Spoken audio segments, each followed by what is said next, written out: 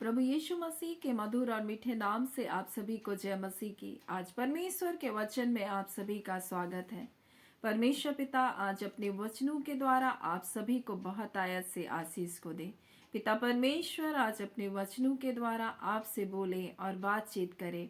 हम लूका दूसरा अध्याय को अध्ययन कर रहे हैं और उसके दूसरे अध्याय के 51 को जब हम पढ़ते हैं तो इस प्रकार से लिखा है, तब वह उसके साथ गया और नासरत में आया और उनके वश में रहा और उसकी माता ने ये सब बातें अपने मन में रखी। मेरे प्रियो, जब हम दूसरे अध्याय को अध्ययन कर रहे तो हम पिछले दिनों देखे कि किस प्रकार से यीशु मसीह 12 वर्ष की आयु में यरूशलेम मंदिर में फसह के पर्व को मनाने आया और वहीं पर रुक गया और वो शास्त्री और फरीसियों से प्रश्न करता, उनके प्रश्नों का उत्तर देता हुआ वहीं रुक गया। परंतु मरियम और यूसुफ जब देखे कि बालक नहीं है तब उसको ढूंढने चले और 3 दिन के बाद यीशु मसीह को पा करके वो कहने लगे कि मैं और तुम्हारे पिता तुझे कूड़ते हुए ढूंढ रहे हैं। तब उस यीशु ने कहा कि तुम मुझे क्यों ढूंढते हो? क्या तुम नहीं जानते मुझे पिता के घर में होना अवश्य? ये बातें सुन करके मरियम समझी तो नहीं, परंतु जितनी भी बातें उसके बारे में हो रही है, जो घटनाएं हो रही है, उन सबको मरियम अपने मन में रख करके वो सोचती थी ये किस प्रकार से ये बालक होगा। परंतु यीशु मसीह के बारे में इस प्रकार से लिखा है, वो आया नासरत में और वो उनके वश में रह गया। मेरे प्रियो, इस संसार में हाँ, यीशु मसीह को छोड़ और कोई दूसरा हमारे आदर्श नहीं हो सकता, कोई दूसरा हमारे नमूना नहीं हो सकता। हमारे लिए एक ही अगुआ है और उसी के हमको पद के चिन्हों पर हमको चलना है। और वो संसार में आकर के वो स्वयं जो परमेश्वर का पुत्र होकर हमारे लिए एक आदर्श को दिया, एक नमूना को दिया। वो अपने माता पिता के वश में वो रहा पूरे 30 साल तक। परिवार की जिम्मेदारियों को उठाता रहा, हर जरूरतों को पूरा करता रहा, वो बढ़ाई का काम करता रहा। वो बड़ा भाई होने के नाते, अपने परिवार में बड़ा होने के नाते वो हर कार्यों को करता रहा। मेरे प्रियो, और 30 वर्ष तक वो अपने माता पिता के वो क्या रहा, अधीन रहा। और मैं ऐसा सोचती हूँ कि शायद वो उस समय जब यीशु मसीह क्रूस पर चढ़ाया गया था उससे कई साल पहले हो सकता है यूसुफ की मृत्यु हो गई होगी, और इसलिए यीशु मसीह अपनी माता की जिम्मेदारी को उस क्रूस पर चढ़े हुए भी कह रहा है कि ये तेरी माता, ये तुम्हारा पुत्र है, यूहन्ना से। मेरे प्रियो, आज परमेश्वर अपने वचन के द्वारा हमें क्या बताना चाहता है। जब आप याकूब 4 उसका 7 को पढ़ेंगे तो लिखा, परमेश्वर के अधीन हो जाओ और शैतान का सामना करो, तब वो तुम्हारे निकट से भागेगा। शैतान कब हमारे निकट से भागता है? जब हम परमेश्वर के अधीनगी में जीवन को जीते। लेकिन ये प्रारंभ कब होता है? ये प्रारंभ हमारे परिवार से होता है, ये प्रारंभ हमारे दैनिक जीवन से होता है। और यीशु मसीह इसी बात को हमारे नमूना बनकर, आदर्श बनकर हमारे ले गया। मेरे प्रियो, जब आप यीशु मसीह के जीवन को देखेंगे, वो 30 वर्ष तक वो आराधनालय जाता रहा, वो उपदेशकों के उपदेश को सुनता रहा, उनके वचनों को सुनता रहा। मेरे प्रियो, वो ऐसा नहीं था कि जब तक उसका समय नहीं आया था तब तक वो कभी भी प्रचार करना प्रारंभ नहीं किया था, जब तक वो पवित्र आत्मा को नहीं पाया, जब तक वो बपतिस्मा को नहीं लिया और उसके बाद शैतान से उसी परीक्षा के ऊपर जय नहीं पाया, तब तक वो क्या रहा, वो अधीनगी में जीवन को जिया। मेरे प्रियो, वो 30 साल तक हर वो कार्य को जैसे एक साधारण मनुष्य करता था उसने किया, और इस बात को नमूना को हमें दिया कि जैसे परमेश्वर का पुत्र यीशु मसीह एक जीवन को जिया, वैसे जीवन को हमको जीना है। उस ठहराए हुए समय तक, जब तक परमेश्वर हमारे ना आदेश को करे, जब तक परमेश्वर हमको ना निकाले, हमको एक अधीनगी का जीवन को जीना है। और कई बार हम देखते हैं कि बच्चे अपने माता पिता के अधीन नहीं रहते, लेकिन यीशु मसीह बचपन से अपने माता पिता के अधीन रहा। और ये बात हमारे जीवन के लिए अत्यंत लाभदायक है, क्योंकि जब हम अधीनता को परिवार से सीखेंगे तब हम परमेश्वर के अधीनता को हम समझ पाएंगे, और तब शैतान हमारे जीवन पर उसका कोई भी दांव, कोई भी चाल, कोई भी चालाकियां हमारे जीवन पर कारगर नहीं हो सकती। मेरे प्रियो, यीशु मसीह हमारे लिए आदर्श बनकर आया, और आप जब उसके जीवन को आप देखेंगे, यीशु मसीह किस प्रकार से अपने जीवन को जिया, एक नमूना के रूप में वो जीवन को जिया, एक आदर्श के रूप में वो जीवन को जिया। हो सकता था वो उस समय भी परमेश्वर को उस कार्य को कर सकता था, लेकिन वो नहीं किया। और जब आप देखेंगे पहला पत्रस उसके 5 में तो इस प्रकार से लिखा हुआ है, हे नवयुवकों, इसी प्रकार से हे नव युवकों, तुम प्राचीन के अधीन रहो, वरन तुम सब एक दूसरे की सेवा के लिए दीनता से कमर बांधे रहो। क्योंकि परमेश्वर अभिमानियों का विरोध करता है, परंतु दीनों पर अनुग्रह करता है। मेरे प्रिय, उस समय तक जब तक यीशु मसीह को हम देखते हैं परमेश्वर के आत्मा के द्वारा अभिषेक नहीं किया गया, उस समय तक वो एक अधीनता का जीवन को जिया। उसी प्रकार से यहाँ परमेश्वर का वचन कहता है, हे नव युवकों, तुम क्या करो, अपने प्राचीन के अधीन रहो। कई बार हम ये सब कर लेंगे, हम अलग कलीसिया बना लेंगे, हम अपना अलग ग्रुप बना लेंगे। ऐसा बहुत सारे लोग क्या करते हैं, अधीनता का जीवन को नहीं जी करके अपनी इच्छा के अनुसार वो निकलना चाहते हैं। ना तो उनको पवित्र आत्मा के द्वारा कोई प्रेरणा मिली होती है, ना कुछ ऐसा, और वो अधीन होना नहीं सीखे मेरे प्रियो। और इसलिए तो कई लोग क्या करते हैं, भटक जाते हैं। कई लोग अपने आत्मिक जीवन का पतन हो जाता है। और आज परमेश्वर अपने वचन के द्वारा में इसी बात को बताना चाहता है। परमेश्वर का वचन हर जगह हमें अधीनता के बारे में इसलिए सिखाता है। बच्चों के जीवन को, नवयुवकों के जीवन को, पत्नी के जीवन को, अपने पति की अधीनता के जीवन को जियो। और पहला पत्रस 2:13 में जब पढ़ेंगे तो प्रभु के लिए मनुष्य के ठहराए हुए हर प्रबंध के, बोलता है अधीन रहो, हर प्रबंध के तुम अधीन रहो। कई बार हम परमेश्वर के लोग हैं करके हम घमंड करने लग जाते हैं, नहीं हमें इसके अधीन रहने की आवश्यकता नहीं। लेकिन परमेश्वर का वचन क्या कहता है, प्रभु के लिए, ताकि आपका जीवन उनके लिए गवाही का कारण हो। आप ऐसे स्थान में हो सकते हैं जहां आपको लग रहा है कि अरे मुझे इन लोगों के बीच में नहीं रहना चाहिए, मैं तो परमेश्वर का लोग हूं। और कई बार हम ऐसे घमंड, ऐसे अभिमान से भर जाते हैं। लेकिन परमेश्वर का वचन कहता है प्रभु के लिए मनुष्य के ठहराए हर प्रबंध के अधीन रहो। यीशु मसीह इसी बात को तो अपने जीवन में जी कर दिखाया। वो कह सकता था, अरे फरीसी शास्त्री, मैं तो परमेश्वर का पुत्र हूं। और उनको उसी घड़ी वो क्या कर सकता था, बता सकता था, सब कुछ कर सकता था। लेकिन नहीं, वो अभिमानी नहीं था। वो नम्र बन करके सब कुछ को देखता रहा, सब कुछ को सुनता रहा, सब बातों के वो अधीन रहा। वो आराधनालय बराबर जाता रहा जब तक उसका ठहराया हुआ समय नहीं आया। और जब आप इस वचन को पढ़ेंगे जो हमको मिलता है इफिसी, माफ कीजिए, गलाती उसका 4 अध्याय, और इस प्रकार से लिखा हुआ है 4 में, परंतु जब समय पूरा हुआ तो परमेश्वर ने अपने पुत्र को भेजा जो स्त्री से जन्मा, व्यवस्था के अधीन उत्पन्न हुआ, ताकि व्यवस्था के अधीनों को मोल लेकर छुड़ा ले और उन्हें लेपालक होने का पद मिले। मेरे प्रियो, वो इसलिए अधीनता का जीवन को जिया ताकि हमको छुड़ाए, हमको बचाए। अगर वो अधीन नहीं होता, वो व्यवस्था के अधीन में जन्मा, वो हर व्यवस्था के कार्य को पूरा किया ताकि हम जो व्यवस्था के हाथों में बंधे हुए थे, जो हम उसके बंधनों में थे, हमको वो आजाद करे मेरे प्रियो। और वो हमें आजाद किया, क्योंकि व्यवस्था के कार्य के द्वारा कोई भी व्यक्ति धर्मी नहीं बन सकता। अगर एक बात में भी चूक जाता तो सब बातों में पापी ठहरता। और यीशु मसीह हमारे लिए उसके अधीन में जन्म कर वो हमारे लिए वो क्या क्या उद्धार का कारण बन गया, हमारे लिए छुटकारे का कारण वो बन गया मेरे प्रियो। और इसलिए आज हमें उसके अधीनता का जीवन को जीना है। परमेश्वर का वचन हमें कितनी अधीनता के बारे में सिखाता है। इस संसार से वो प्रारंभ होता है, माता पिता की आज्ञा मानकर, प्राचीनों की आज्ञा मानकर, और अगुओं की भी अधीनता के बारे में परमेश्वर का वचन कहता है। परमेश्वर का वचन इस प्रकार से कहता है, जब आप देखेंगे तो लिखा, अपने अगुओं की मानो जो, और उनके अधीन रहो, बोलता है जो, क्योंकि वो तुम्हारे नाई, बोलता है कि तुम्हारे प्राणों के लिए वो दिन रात क्या करते हैं, जागते रहते हैं, क्योंकि तुम्हारे लिए उसको लेखा देना पड़ेगा।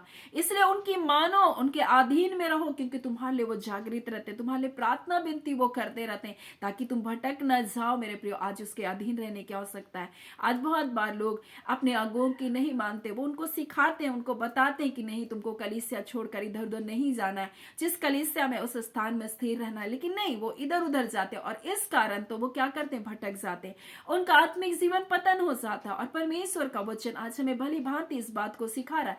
यीशु मसीह अपने माता पिता के वश में रहा, और वो 30 वर्ष तक उसके वश में अपने जीवन को जिया। वो हर कार्य को कर सकता था उस समय भी, लेकिन वो नहीं किया जब तक कि वो समय नहीं आया। और जब समय हुआ, परमेश्वर का वचन इस प्रकार से लिखा है कि जब समय पूरा हुआ तो परमेश्वर ने अपने पुत्र को भेजा। जब समय पूरा हुआ तब वो क्या किया, सेवा के लिए परमेश्वर ने जब उसको बुलाया तब वो क्या किया, वो बपतिस्मा को लिया। और इस प्रकार से आप जब देखेंगे पहला पत्रस और उसके आप 3 अध्याय को पढ़ेंगे और उसके 21 को पढ़ेंगे। उस पानी का दृष्टांत अर्थात बपतिस्मा यीशु मसीह के जो जी उठने के द्वारा अब तुम्हें बचाता है, और उसने शरीर के मैल दूर करने का अर्थ नहीं, परंतु शुद्ध विवेक से परमेश्वर के वश में हो जाने का अर्थ है। मेरे प्रिय, बपतिस्मा क्या है? परमेश्वर के वश में हो जाना। अब तक वो 30 साल तक अपने माता पिता के वश में रहा, लेकिन 30 साल के बाद वो क्या क्या अपने आप को बपतिस्मा को लेकर परमेश्वर के वश में दे दिया। अब वो यहाँ शुरुआत हुई परिवार से, लेकिन अब परमेश्वर के वश में आ गया और लिखा है परमेश्वर के अधीन हो जा। और इसने अपने आप को परमेश्वर के अधीन कर दिया और उसने क्या किया? बपतिस्मा को लिया।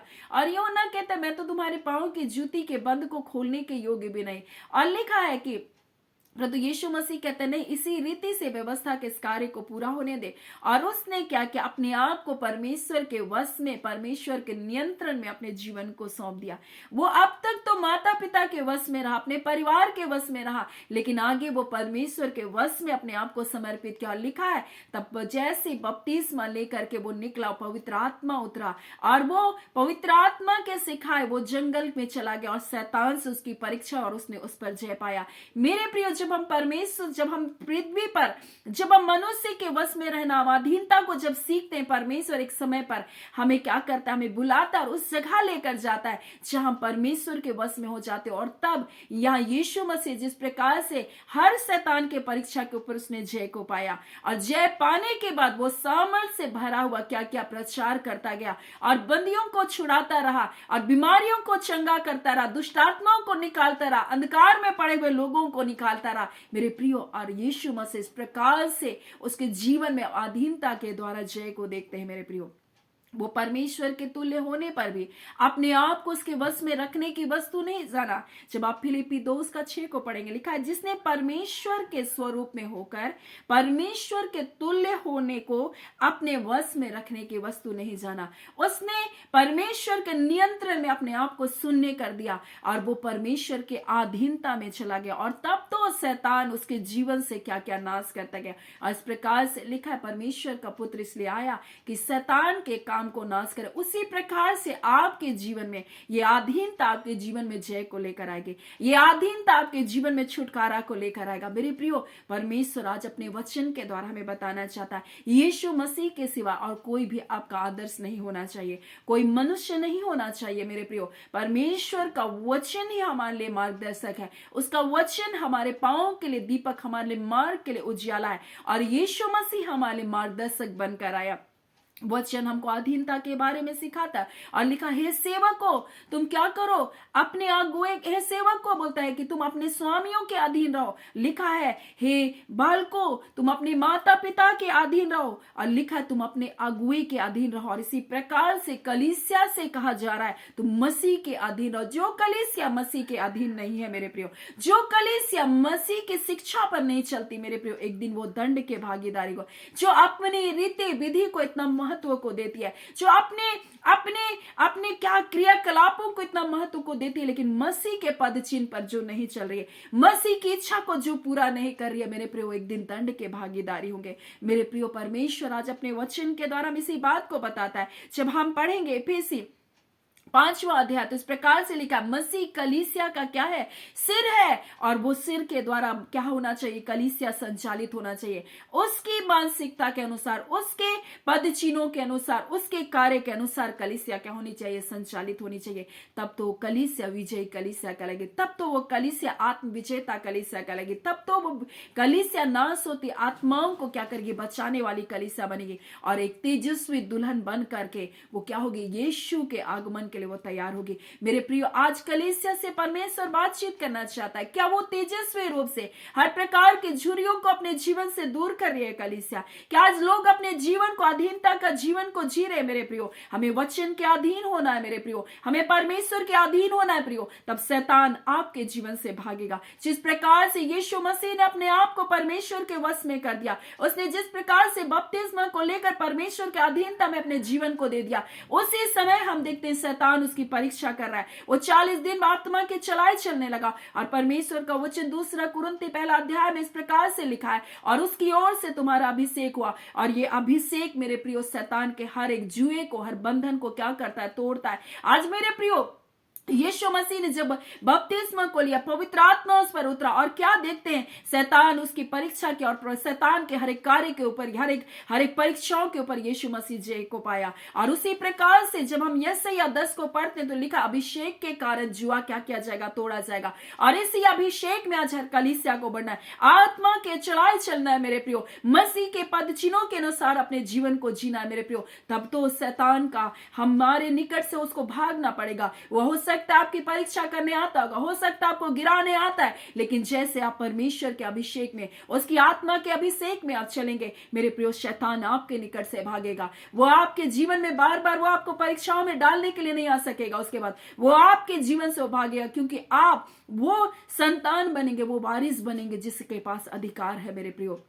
और उसी अधिकार के तहत आप शैतान के सिर को, उसके सारी विचारों को, उनके सारी योजनाओं को आप नष्ट करने वाले बनेंगे मेरे प्रियो। आज परमेश्वर का वचन इसी प्रकार से हमसे कहता है, और शांति का परमेश्वर आप ही तुम्हारे द्वारा शैतान के सिर को शीघ्र क्या करेगा, कुचलवा देगा मेरे प्रियो। आज परमेश्वर अपने वचन के द्वारा अपने प्रिय लोगों से कहना चाहता है, यीशु मसीह अपने माता पिता के वश में रहा 30 साल तक, उसके बाद उसने अपने जीवन को परमेश्वर के वश में कर दिया, और तब उसने शैतान के हर एक कार्य को क्या किया, नाश किया। उसने शैतान के कार्य को नाश करने के लिए आया। वो शैतान की सारी योजना जो हमारे नाश के लिए बनाई गई थी, हमें पापों के वश में रखकर मृत्यु में ले जाने के लिए थी, उसने मृत्यु के डंक को उसने तोड़ दिया। वो पुनरुत्थित यीशु मसीह वो जी उठा, और उस प्रकार वचन इस प्रकार से कहता है, जो मुझ पर विश्वास करेगा, यदि वो मर भी जाएगा तो भी वो जिएगा। वो अनंतकालीन जीवन को देने के लिए यीशु मसीह हमारे लिए आया। सो आज परमेश्वर चाहता है कि हम भी अधीनता का जीवन को जीना प्रारंभ करें, और ये प्रारंभ हमारे परिवार से होता है मेरे प्रियो। जिस प्रकार से यीशु मसीह इस वश में रहने को परिवार से शुरू किया, और आगे चलकर वो परमेश्वर के अधीनता में गया, और उसने शैतान के कार्य को नाश किया, उसी प्रकार से हमारे परिवार से शुरुआत होगी, और हम परमेश्वर के जो वश में, हम शैतान के हर कार्य को क्या करेंगे, नाश करेंगे। इसलिए उसका वचन कहता है, परमेश्वर के अधीन हो जाओ और शैतान का सामना करो, और उससे भागो मत, उसका सामना करो, और तुम्हारे निकट से वो क्या करेगा, भाग जाएगा। लेकिन आज कई कड़वाहट, कई कटुरता, कई अनाज्ञाकारिता के कारण शैतान आपके जीवन को क्या कर रहा है, नाश करना चाह रहा है। लेकिन जैसे आप अधीनता का जीवन को जिएंगे, जैसे आप क्षमा का जीवन को जिएंगे, जैसे आप प्रेमी जीवन को जिएंगे, शैतान उसी जगह हारता है मेरे प्रियो। सो परमेश्वर पिता इन वचनों के द्वारा आप सभी के जीवन को बहुत आयत से आशीष को दे। आमीन। आइए हम प्रार्थना करेंगे। धन्यवाद देते हैं जीवते सच्चे सामर्थी पिता परमेश्वर, हम प्रभु यीशु मसीह के नाम से पिता आपके पास आते हैं। हम आपका धन्यवाद करते हैं अबा परमेश्वर, आपके स्तुति, बड़ाई और प्रशंसा करते हैं मेरे पिता। आप सचमुच महान है पिता। आपने अपने वचन के द्वारा अपने लोगों से बोला और बातचीत किया। हाँ खुदान परमेश्वर, जबकि प्रभु जी आज परमेश्वर ये अधीनता का जीवन को जीते प्रभु। हाँ पिता परमेश्वर, आप इनके जीवन में परमेश्वर, हाँ पिता शत्रु जो इनको प्रभु जी भ्रमित करके रखा, जो झूठ बोलकर रखा प्रभु पिता परमेश्वर, ये वारिस है खुदान परमेश्वर, ये अधिकारी है। हाँ पिता शैतान पिता परमेश्वर अब इनके जीवन पर ठहर नहीं सकता रिबांदा खाला। हाँ पिता परमेश्वर, जब ये आज्ञाकारी होकर अपने जीवन को जी रहे, जब आपकी अधीनता में आपके वश में कर दिया अपने जीवन को, अब शैतान का परमेश्वर कोई अधिकार इनके जीवन पर नहीं, क्योंकि ये अपने नहीं है परंतु परमेश्वर आपके संतान है, आपके राज्य के वारिस है खुदान परमेश्वर पिता। और आपका वचन कहता है, जो तुझको छूता है मेरी आंख की पुतली को छूता है रिबांदा खाला। हाँ खुदान परमेश्वर, आज इनके शत्रुओं का हर एक उत्पात का विचार, हर एक उपद्रव का विचार परमेश्वर जो इनके लिए बनाया गया, उन्हीं के सिर पर डाला जाए रिबांदा खाला। क्योंकि आपका वचन कहता है, जो हथियार वो तुम्हारी हानि के लिए बनाएंगे कोई भी सफल नहीं होगा। हाँ पिता, आपका वचन कहता है परमेश्वर पिता, वो तुझ पर परमेश्वर प्रभु जी नालिश तो करेंगे मुद्दई होकर, परंतु तू उन पर जीत को पाएगा। हाँ खुदान, ये विजयी है प्रभु, ये आशीषित है प्रभु, ये ब्लेस है प्रभु जी। हाँ खुदान, शत्रु का हर एक उत्पात का विचार प्रभु जो इनके लिए है प्रभु, वो यीशु के नाम से रिटर्न जा रहा है रिबांदा खाला। क्योंकि आपका वचन कहता है, जो तीर वो तुझ पर चलाएंगे उन्हीं तीर से उनका हृदय घायल होगा। आज पिता परमेश्वर, आपके विरोधियों को लज्जित होना पड़ेगा, परंतु आपके बच्चे जीवन से बढ़कर है पिता, क्योंकि यीशु मसीह आप इनकी धार्मिकता, आपने जय को पाया, और अपने बच्चों को परमेश्वर पिता हर अधिकार को आपने दे दिया। ये अधिकारी बनाए गए, ये वारिस बनाए गए पिता। आज हर प्रकार की बीमारी को हम यीशु के नाम से खदेड़ते इनके जीवन से रिबांदा खाला रिबा शिखी रियोस्तो नबा। हर एक बीमारी की आत्मा को रिब्युक करते रिबांदा खाला इसी घड़ी प्रभु जी, रिब्युक करते रिबा सखूर रबा सांदर रबा। हर एक दुष्ट की ताकतों को हम इसी घड़ी फटकारते हैं यीशु के नाम से। हम इसी घड़ी फटकारते हैं इनके शरीरों को को छोड़कर जाओ। हर प्रकार के दर्द और पीड़ा तुम निकल करके जाओ इनके पैरों से, इनके हाथों से प्रभु जी। खोदिया संदरबा, एक एक दर्द और पीड़ा की सारी आत्माएं इनके जीवनों को तुम छोड़कर निकलो। इसी घड़ी तुम्हारा कोई अधिकार नहीं है। हम पिता इस घड़ी प्रार्थना करते हैं पिता परमेश्वर, जितने ज्वार में है प्रभु यीशु के नाम से प्रभु वो चंगे होने पाए यीशु के नाम से। रिबांदा खाला रबा शिखीरियोस्तोनो नबा, रिबा खादी गो रबा शिखीरियोस्तोनो नबा। इसी घड़ी प्रभु, इसी घड़ी प्रभु हर बंधन टूट रहे पिता, का धन्यवाद देते। अंधकार की शक्तियां प्रभु जी, निर्बलता दुर्बलता की सारी आत्मा, निराशा की सारी आत्मा, डिप्रेशन की सारी आत्मा तुम छोड़ो, निकलो और जाओ इसी घड़ी यीशु के नाम से। तुम छोड़ो, निकलो और जाओ। तुम्हारा कोई अधिकार नहीं इन प्रिय लोगों के जीवन में। रिबा शिखीरियोस्तोनो नबा। पिता हर प्रकार की हार की मानसिकता, और ये जो कहते हैं मैं बार बार फेलियर होता हूं, मैं बार बार हार रहा हूं, बार बार, हाँ पिता परमेश्वर, परंतु प्रभु आपने मसीह यीशु में जैवन जीवन को जिया है। हाँ पिता परमेश्वर, पिता ये हारी हुई मानसिकता से बाहर आ रहे पिता। हाँ पिता परमेश्वर प्रभु जी, जबकि बार बार परमेश्वर इंटरव्यू में प्रभु जी फेल हो रहे प्रभु, परंतु पिता हम इसके लिए पिता आपके प्रिय लोगों के लिए प्रभु जी इस घड़ी प्रार्थना करें। हम विजय होने की घोषणा करते पिता, यीशु के नाम से हम विजय होने की घोषणा करते प्रभु। हाँ पिता परमेश्वर, अगला जॉब इनका है प्रभु जी। हाँ पिता, जो बार बार रिश्ते टूट रहे प्रभु जी, अगला रिश्ता इनके लिए है प्रभु। हम आपका धन्यवाद देते पिता। आपके लोगों को आपने जैवन जीवन को दिया है पिता, आपके लोगों को आपने आशीष को दिया है प्रभु। आपका धन्यवाद प्यारे अब्बा। हम आपकी स्तुति और बड़ाई करते हैं पिता, आपके नाम की तारीफ करते। रिबा शिखीरियोस्तोनो नबा। पिता परमेश्वर, आज पिता परमेश्वर अपने लोगों से अपने वचन के द्वारा बोला और बातचीत किया पिता। इस घड़ी हम प्रार्थना करते हैं पिता, जो प्रतिदिन इन वचनों की सेवकाई में जुड़ते हैं, हम उनके जीवन को ब्लेस करते हैं प्रभु, उनके घर घराने को हम ब्लेस करते हैं। आपका कल्याण प्रभु, आपकी कुशलता प्रभु, आपकी सुरक्षा पिता यीशु के नाम से इनके परिवार पर निरंतर बनी रहे। हाँ पिता परमेश्वर, आपके अधीनगी में जब जीवन को जीते, आज शैतान इनके घरों से एक रास्ते से घुसेंगे और 7 रास्ते से उनको भाग खड़ा होना पड़ेगा, क्योंकि परमेश्वर आपका आत्मा उनके खिलाफ में झंडे को खड़ा कर रहा है पिता। हम आपका धन्यवाद करते क्योंकि ये मसीह यीशु में है प्रभु जी। आप अंधकार की कोई शक्ति प्रभु, अंधकार की कोई युक्ति इनके परिवारों में कार्य नहीं कर सकती है पिता। हम आपका धन्यवाद करते हैं, घोषणा करते हैं जय और छुटकारे की सारी आदर महिमा आपको देते हैं पिता। आपने प्रार्थना सुना, प्रार्थना यीशु के नाम से मांगते हैं, दया सुने, अनुग्रह से ग्रहण कर लीजिएगा। आमीन। परमेश्वर पिता आप सभी को बहुत आयत से आशीष को दे। आमीन।